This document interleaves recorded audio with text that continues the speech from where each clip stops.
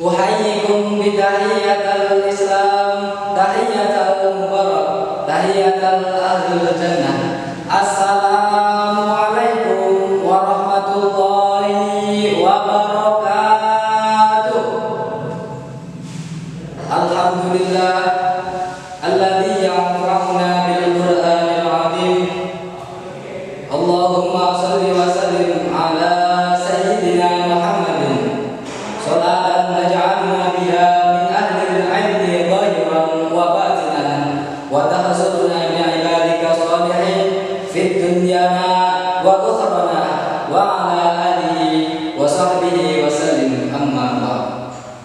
Kepada beliau Bapak Profesor Dr. Haji Ridwan MAG selaku Rektor Universitas Negeri Kiai Haji Saifuddin Suri Purwokerto yang saya hormati. Kepada beliau Bapak Dekan Fakultas serta Kaprodi PAI Uin Seju yang saya hormati. Kepada para dewan-dewan juri dari Dahiyah Uin Seju 2025 yang saya taati, kakak-kakak HMP sekali Uin Seju, tidak lupa juga kepada seluruh peserta Dahiyah Uin Seju 2025 yang saya hormati. Pertama, marilah kita ungkapkan gemuruhnya euforia batin ini dalam rangka sanaan wa tahammudan lillah di kaulina alhamdulillah.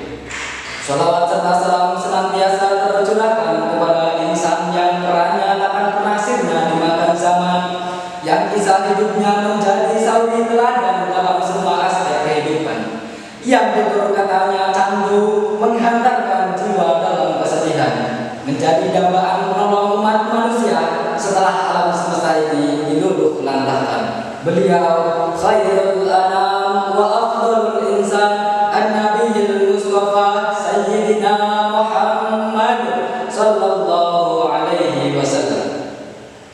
Teman-teman sekalian, di zaman sekarang kita tidak asing lagi yang namanya orang-orang sudah tidak kenal lagi akan ajaran agama, kaidah-kaidah agama yang digunakan khususnya agama Islam. Indonesia merupakan negara yang masyhur akan agama Islam. 87% penduduk Indonesia memeluk agama Islam. 244 juta jiwa penduduk Indonesia memeluk agama Islam. Ini menjadikan Indonesia sebagai generasi dengan generasi muslim terbesar di dunia. Namun realitanya semakin berkembangnya teknologi membuat anak-anak, remaja, bahkan orang dewasa semakin malas, semakin lupa, bahkan menjauh dari ajaran-ajaran agama. Na'udzubillah min dzalik. Kita menyadari akan keterpurukan yang kita alami, mulai menghilang jiwa-jiwa muda Islam yang kita kenal. Majelis taklim ditinggalkan, makanannya didatangkan, sholatnya ditelantarkan, syariatnya diabaikan. Puasa pun menjadi kenyang, warung padang menjadi korban alasan. Katanya ingin sukses tahun depan, tapi haram kamu halalkan. KTP Islam kamu rubah jadi pajangan, dan Tuhan pun kamu lupakan.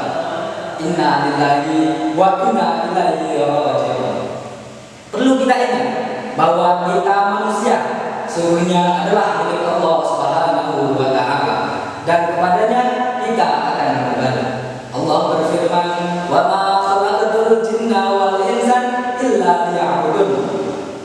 Tidaklah aku menciptakan jin dan manusia hanya untuk beribadah kepadaku.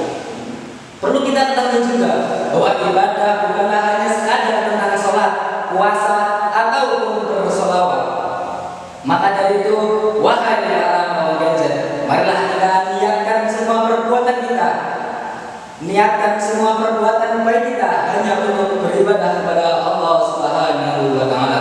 Nabi Muhammad sallallahu alaihi wasallam bersabda, "May yuridillahu bihi khairan," barang siapa yang Allah inginkan kebaikan padanya, maka yufaqihu fiddin, maka Allah akan pahamkan dia dalam masalah agama. Teman-teman sekalian, marilah kita sebagai generasi yang melek akan teknologi, dengan menanamkan jiwa-jiwa keislaman pada diri kita semua, khususnya generasi yang kita sebut Gen Z. Dengan cara apa?